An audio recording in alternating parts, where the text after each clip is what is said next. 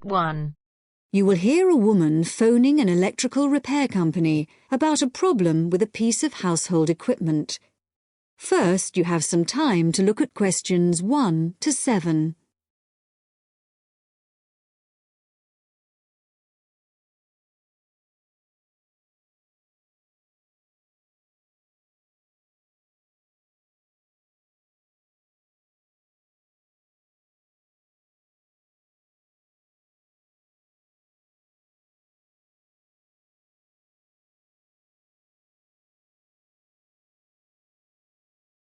Now we shall begin. You should answer the questions as you listen, because you will not hear the recording a second time. Listen carefully and answer questions 1 to 7. Hello, Sinclair Electrical Services, Kevin speaking. Oh, good morning. I believe you do television repairs. That's right, we do. Well, my television's not working, but I don't have a car. Can you come round to see it? That shouldn't be a problem. Good. Can I just take a few details then? Certainly. So, if I could start with your name? Yes, it's Mrs. Douglas. Douglas? It's double S at the end, actually. OK, and the address? 135 Park Hill Avenue. In Somerton? That's right. And would you like my phone number? Yes, please. It's 765-482. 428? No, 82. OK, right. So, what's the problem with the television? Low volume. Even when you turn it up to maximum, it doesn't seem to make much difference. I mean, it's quite an old TV, but it's always worked perfectly well up to now. And the picture's okay. I did wonder.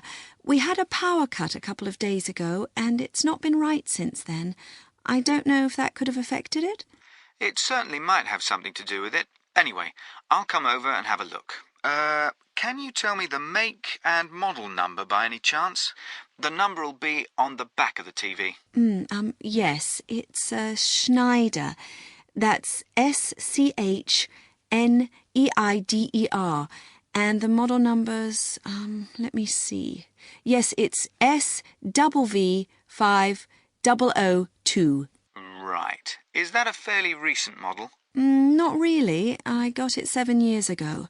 I remember the date because it was the year after I moved into this house, and that was 8 years ago. I hope you can fix it. I really don't want to buy another one. Before you hear the rest of the talk, you have some time to look at questions 8 to 10.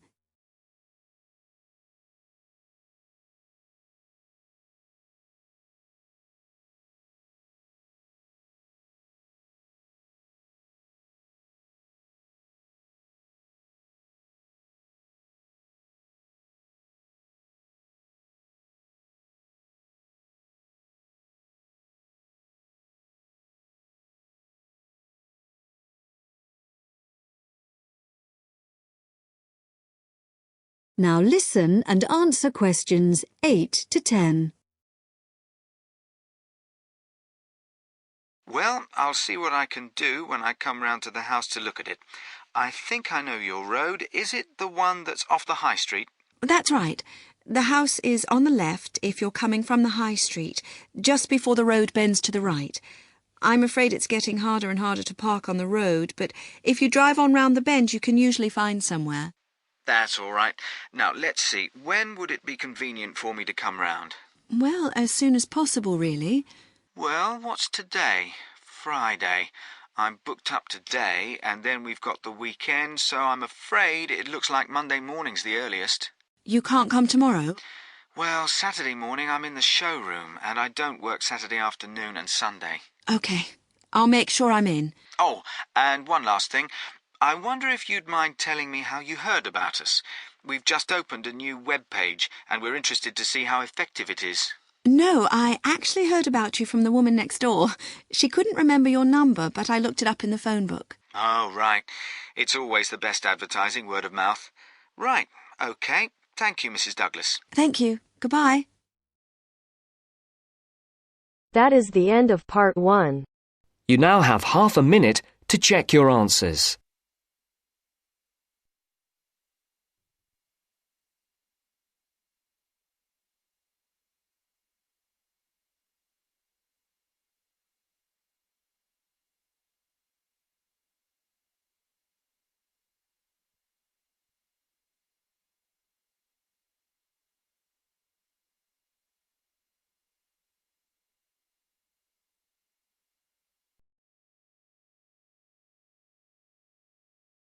Now turns to part 2. Part 2. You will hear a tour guide speaking to a group of tourists who are visiting a part of New Zealand called Rotorua. You will hear part of a radio program about online exchange business. First, you have some time to look at questions 11 to 14.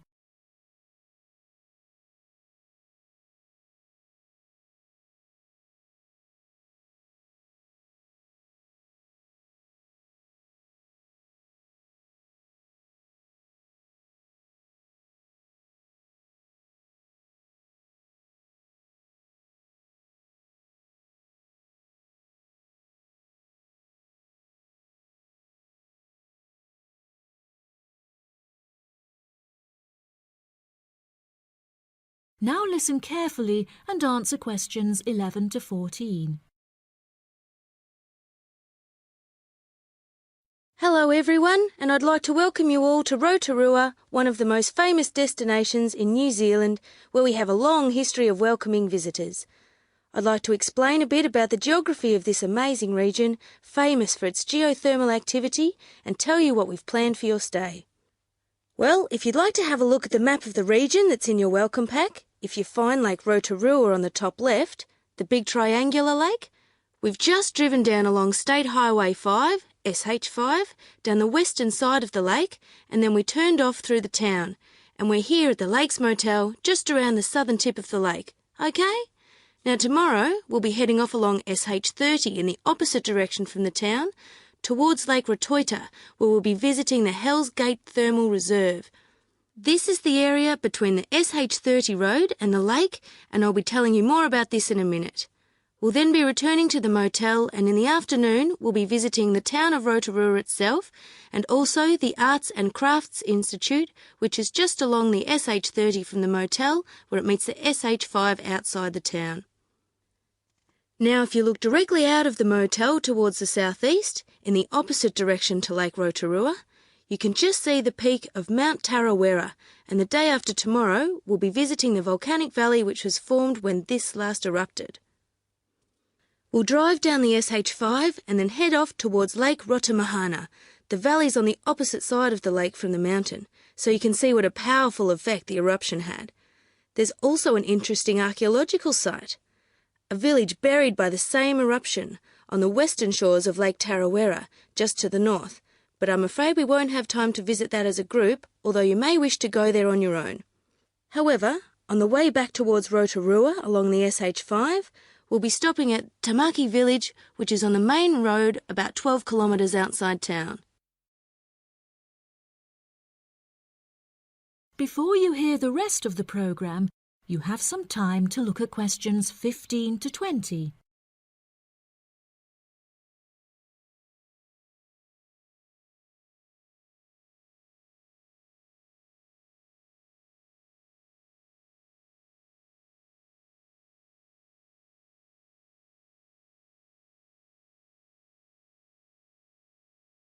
Now listen and answer questions 15 to 20. So now let me tell you a bit more about these attractions. Just driving past the lake and through the town, I'm sure you've realised this is somewhere quite different from anywhere else in the world. So tomorrow, we'll start by visiting Hells Gate Thermal Reserve. This is the most active area of the region volcanically, and you'll see New Zealand's largest boiling whirlpool, where the water is actually 100 degrees centigrade, together with the largest hot waterfall in the southern hemisphere, where it's a more comfortable 40 degrees centigrade. Just right for a hot shower. Entry is just $12 for adults and $6 for children. We'll come back to the motel for lunch, after which we'll visit the Arts and Crafts Institute, where you can learn about Maori people who lived here before the Europeans came. There's a display of Maori carving, showing this traditional skill at its most impressive, and exhibitions where you can learn about the use of geothermal waters for cooking food and for medicinal purposes. Entry is free and you'll find plenty to do there for the whole afternoon. The following day we'll be visiting another highlight of the region, the Volcanic Valley. This is a very new part of New Zealand. The valley was formed less than 150 years ago in 1886, when Mount Tarawera erupted violently, completely destroying the beautiful pink and white terraces that used to attract tourists to the region. After lunch, you can take a boat trip to see the volcanic activity at the edge of the lake. That's $25 for adults and $5 for children. We'll then be spending the afternoon learning more about traditional Maori life and pre-European New Zealand at Tamaki Village. As you walk around this recreated village, your Maori guide will tell you more about this traditional culture, and as the sun sets, you can enjoy a traditionally cooked feast known as the hangi, that's Hangi, consisting of meat and vegetables cooked over hot stones, which are placed in a hole in the ground and covered with earth. And there's no extra charge for this, it's all included in the basic cost of your holiday. Now, does anyone have any questions? That is the end of part 2. You now have half a minute to check your answers.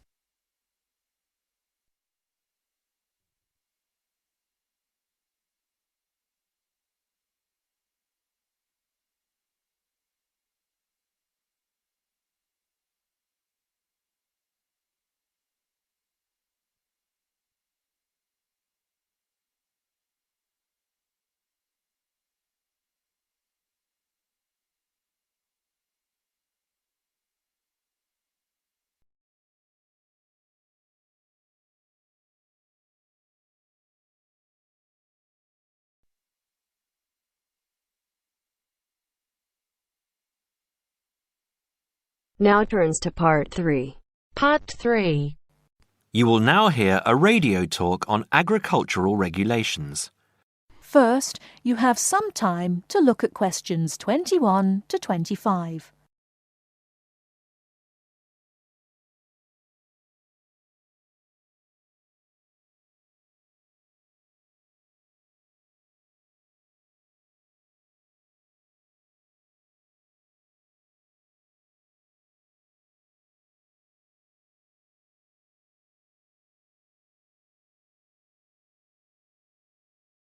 Now listen carefully and answer questions 21 to 25. Could there be clearer proof of the arrogance and indifference of those who are supposed to keep our food safe than the muzzling of John Verrill? Agriculture is a business, true, and businesses have to make money. But this shows how ministers and officials put the profits of the agriculture business before the well-being of the British people.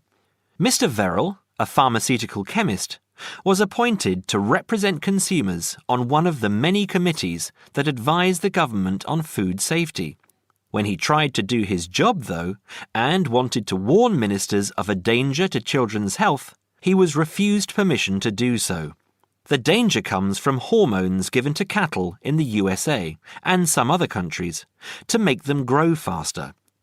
They speed up the animal's development to maturity, thus making meat production more profitable. There have, however, long been fears that the hormones have horrendous effects on the people who eat them, causing diseases as serious as cancer. Once these hormones were used on British cattle too, but over 20 years ago they were banned in Europe for being too dangerous. Indeed, so concerned is the European Union that it banned imports of hormone-fed beef years ago, much to the fury of the US government, which wants to sell it all over the world. Several years ago, the USA and Canada asked the World Trade Organization to declare the ban illegal and to punish Europe for failing to lift it. The WTO, with its long record of refusing to let environmental or safety concerns interfere with trade, agreed, imposing fines of more than $120 million a year on the EU for its refusal to back down. The British government now backs the Americans, claiming that there is no proof that hormone-fed beef does any harm. This is where Mr. Verrill comes in. He is very angry with the government, especially as their claim comes out just after a Danish study shows that growth hormones are 200 times more dangerous than was previously thought. Worried by these findings, Mr. Verrill spoke to government representatives, who did nothing. Before you hear the rest of the talk, you have some time to look at questions 26 to 30.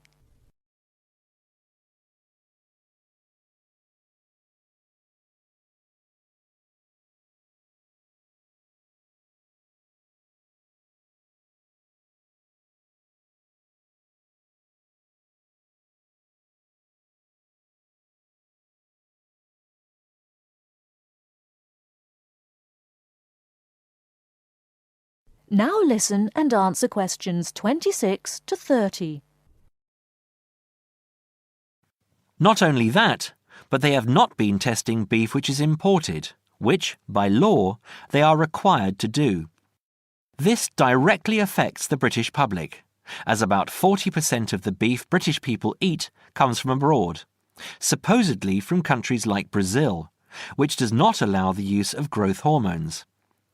Brazilian beef is stocked by some British supermarkets and widely used in catering. Yet, when a Brazilian farm was recently visited by EU inspectors, a large stockpile of this banned substance was found.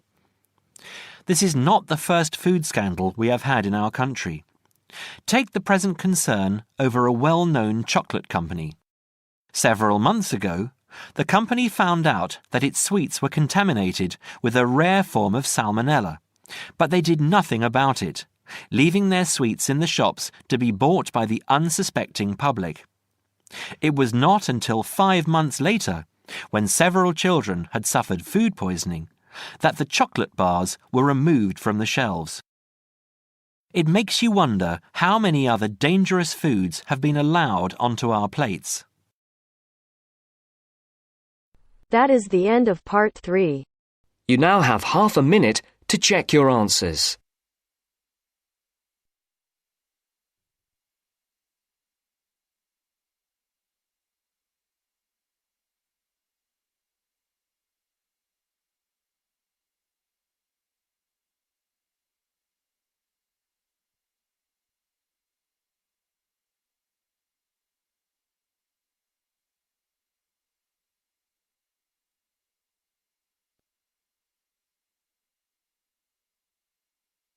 Now turns to part 4.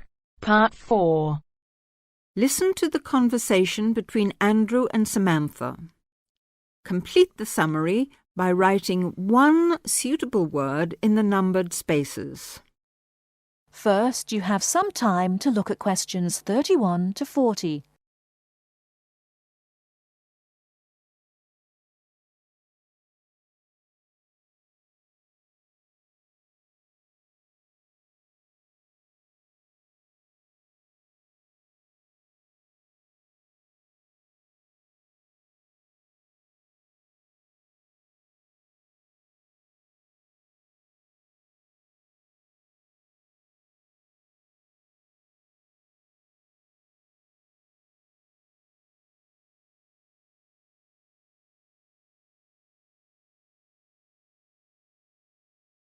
Now listen carefully and answer questions 31 to 40.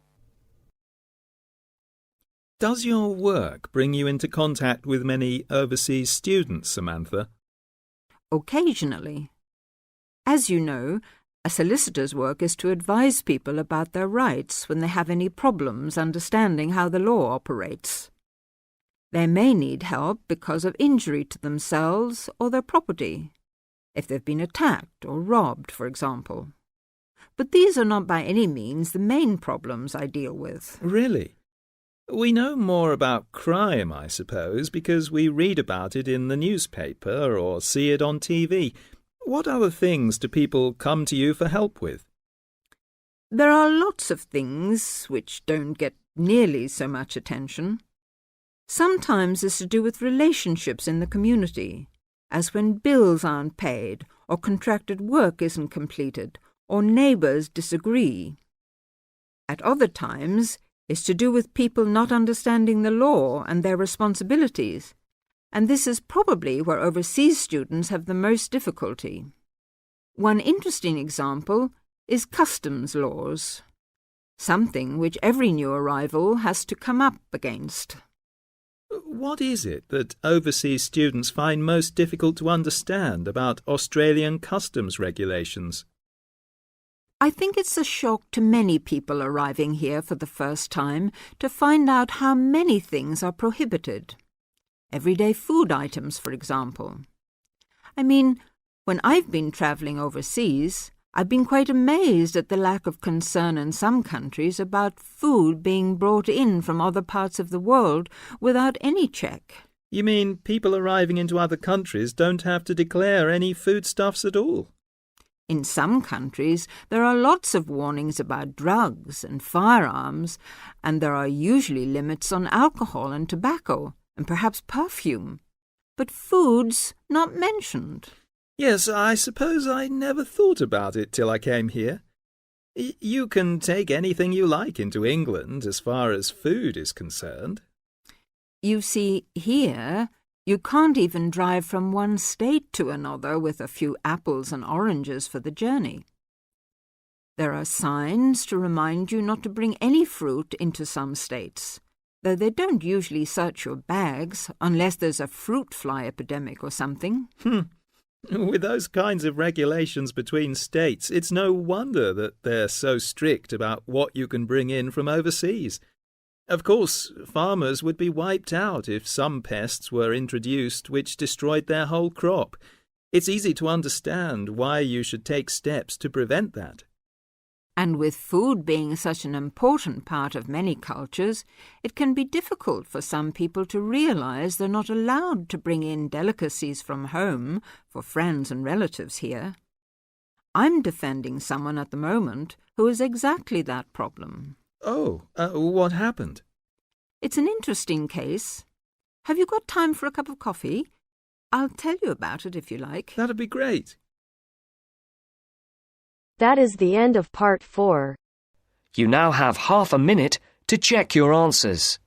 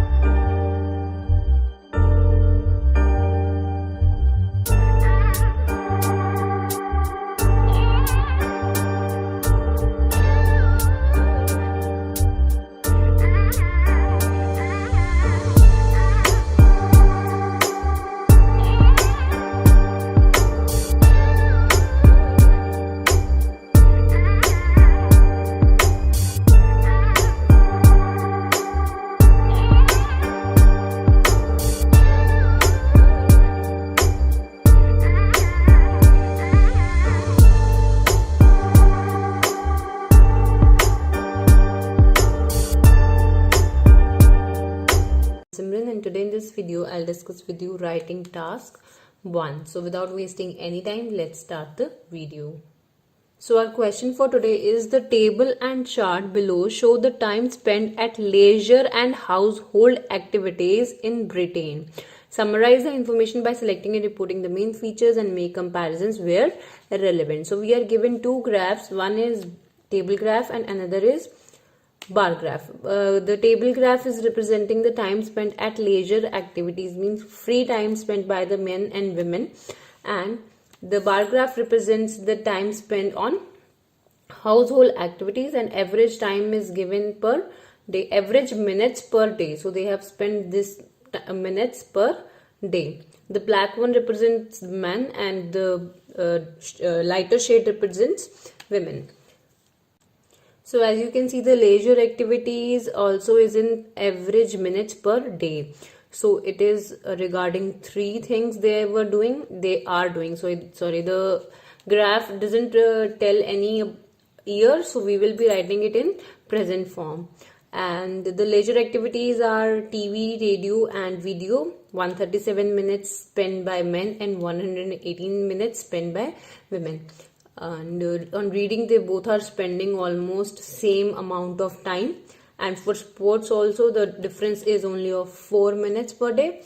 And in household activities, we can see that there is a lot of difference between the time spent by men and women on work. Cooking and washing, we can see women spend a lot of time on this activity, and out of 4, only at the time of repair work, the men has done the work in more time. The men has spent more time on this work than women, only in this repair work. Otherwise, we can see women are superseding men, means they are replacing men in every work. So let's have a look how we will answer this question. So this is our introduction. The rendered means given bar and table graphs illustrate the free time, leisure time and time spent on household chores, means household activities, by males and females in Britain. Overall, it is conspicuous, means clear from the bar graph that except repair work, women do more work than men. But they both spend maximum free time while watching TV, video and listening to radio. So overall means eye-striking factor was that on repair work only men spend more time, otherwise women do more work than men. But they both spend maximum free time. As we can see, they both have spent the maximum time on the leisure activities like TV, radio and video, as men spend 137 minutes and women spend 118 minutes. Now in one body paragraph we will discuss about the table graph, and in another body paragraph we will discuss about the bar graph, which represent the household chores or household work done by men and women. So explicitly, for leisure activities, males spend 137 minutes on TV, radio and video, whereas females spend 19 minutes less than men. So they are spending 19 minutes less than 137 minutes, which is 118 minutes. But both genders spend almost similar time, means they both spend the same time on reading and on sports. Also, females spend 4 minutes less than males. So in the chart you can see that they have spent almost similar time on this activity, which is reading, and for sports also we can see that 4 minutes are less spent by women than men. Now with regard to household chores or household work, on an average men spend 25 minutes on cooking and washing, while women spend more than double the time on this work. So men are spending only 25 minutes, as we can see, men are spending only 25 minutes on cooking and washing, whereas women has spent double the time, means 25 is 50 and this is almost double than that, and this is 60 or almost I guess 75. It's 3 times the, so they are spending more than triple the time, not double, as they are more than 75. So triple of 25 is 75. As we multiply 25 by 3, it will give us 75, and it is more than 75. So we will write that they spend triple the time on this work. Shopping and laundry work are other two works on which females spend 35 and 30 minutes respectively. For sure, shopping and laundry is clothes washing and ironing, so instead of that we can use the laundry work. So for shopping and for washing clothes and ironing them, they spend the time which is almost you can see 25 minutes on laundry and 30 minutes on laundry and 35 minutes on shopping, so respectively, whereas males spend 23 and 10 minutes simultaneously on the same activity. Lastly, only for repair work, men superseded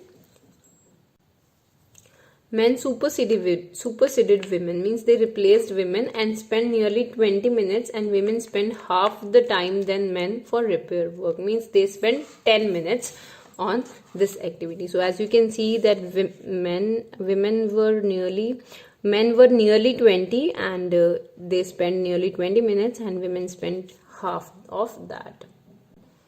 And there is a mistake as I did. Let me show you. Yeah, this is 30, not 25. The amount here is 30, so it will be double the time, because 30's double is 60 and it is more than that, so we can write more than double the time. This was correct. Okay, so this was for today. If you like the video, do hit the like button and subscribe to our channel. I'll meet you in the next video. Till then, bye bye and take care.